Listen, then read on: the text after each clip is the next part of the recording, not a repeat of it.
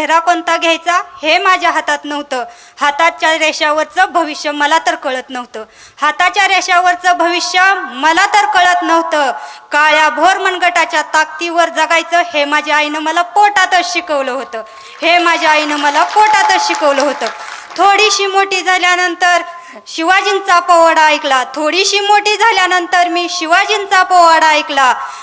स्त्रीवर होणाऱ्या अन्यायावर निधड्या छातीनं लढायचं हे माझ्या मनावर भिडलं होतं. निधड्या छातीनं लढायचं हे माझ्या मनावर भिडलं होतं. गुन्हा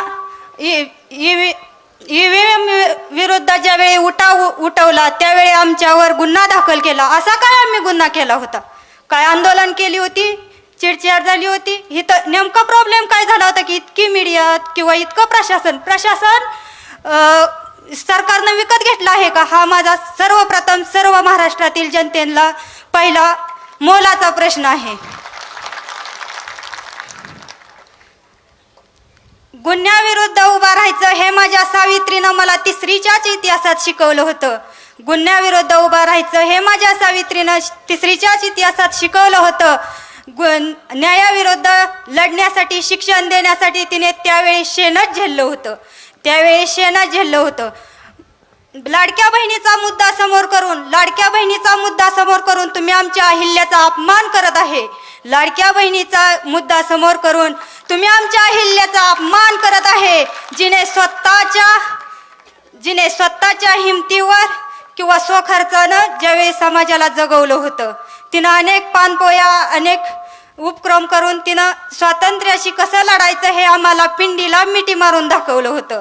त्यावेळी लहान वयातच 9 वर्षाचा असताना तिनं पिंडीला मिठी मारून दाखवलं.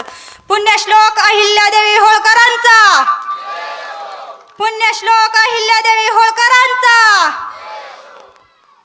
भाव कवडी मोल किमतीनं दिला होता. त्यावेळी बोस्टनची पार्टी आम्ही 10वीतच शिकलो होतो. बोस्टनची पार्टी आम्ही 10वीतच शिकलो होतो.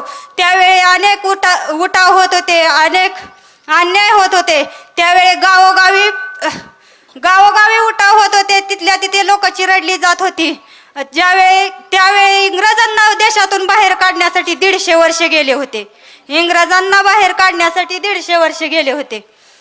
असा EVM विरुद्ध जर उठवायचा असेल तर गावोगाव उठवून चालणार नाही. मार्कडवाडीत पडलेल्या ठिणगीचा देशभर वणवा झाला पाहिजे.